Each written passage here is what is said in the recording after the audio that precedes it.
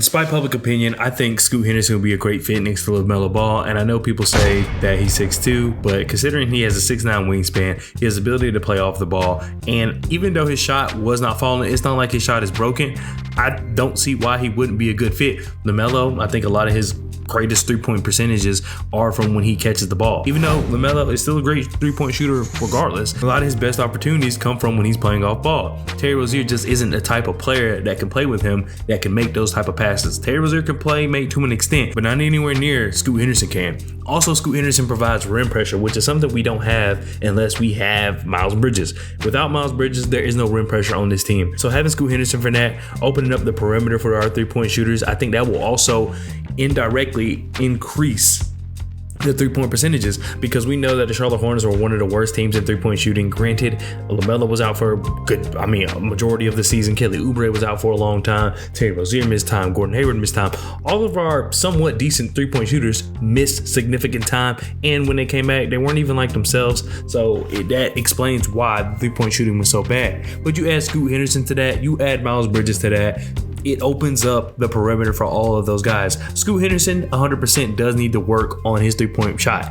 I mean, like I said, it's not like the shot's broken, it's just not going in. But he has so much going for him. He has the tenacity that I always mention. We don't have a player that just always mentions how hungry he is, how good he wants to be, how he wants to prove. We don't have that. I'm not saying we don't have guys who are mentally like that. All I'm saying is we don't have guys that openly say that night in and night out. And considering if you've been following this channel for a long time, you know that's one of my biggest gripes with the Charlotte Hornets organization as a whole. No one seems to care. Everybody seems a little too lax for me, and we haven't been good enough in years to act the way we do. So to have Scoot Henderson, someone that can come in and just push guys, I mean, I know that he would be 19, but to see a 19-year-old come in and work the way he do, I know that's going to ignite a fire into some of these guys, and that's something that we need. We need fire from the organization. We need fire from the coaching staff. We need fire from our players, and I think that will help the team just overall be a better team. And I know when you look at Scoot in his G League Ignite highlights, it's a lot of him handling the ball, but he has tremendous off-ball potential. There was just no one to do that for him at G League Ignite. And you got to think, with G League Ignite, a lot of that is set up for him to be the star of the show. When they get a player like that, like Jalen Green, they're there to be the star of the show. They're not there to be the side character. They're there to be the main guy, and the offenses around these guys, it's not like they run difficult offenses. It's give our key guy the ball, let him work. Whatever happens around that, we'll take it. And that's exactly what G League Ignite is. And I'm not saying that Scoot Henderson, you should look past his flaws and just say, oh, it's because of the G League Ignite. Because you can say the same with Brandon Miller, who a lot of things I worry about his game, you do have to take in consideration. In college, they strip you down a lot. Everybody has a role in college, and they have to play to that role.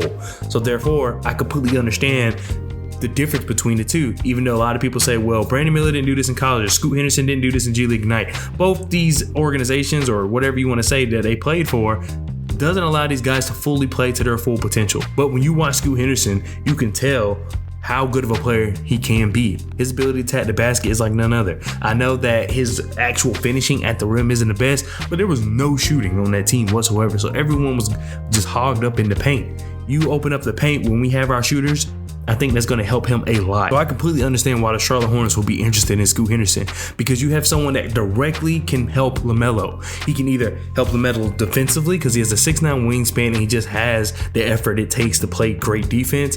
He also can play off ball because of the fact that no one in G League Ignite was able to get him the ball like that. LaMelo is one of the best passers in the league, so you have Scoot Henderson cutting from all directions. And not to forget, around 2 years ago, Terry played off ball, and that was one of his best seasons as a Charlotte Hornet, was when he was strictly off ball. LaMelo was able to hit him in his spots. Now, granted, Terry's a better shooter than Scoot Henderson, but considering that Scoot Henderson is lethal in the mid-range and, like I said, is able to attack the basket, I'm not concerned with that not working, just because of the fact that we've seen it work with Terry Rozier, who is even smaller than Scoot Henderson and does not have the wingspan of Scoot Henderson. Like I said, better shooter, but still, he does not have the physical abilities that Scoot Henderson has. So you add that, and then you also don't forget that Scoot Henderson can set up LaMelo. Terry Rozier is not a bad passer, but Scoot Henderson is a great playmaker, and he can get LaMelo his shots. Like I said, he's able to attack the basket, hit LaMelo in the corner, hit LaMelo at the top of the key. There's a bunch of different places where LaMelo can play off ball, and still get his shots up, just because of the fact that if you're defense, you have to worry about Scoot Henderson attacking the rim. You have to worry about Miles Bridges attacking the rim.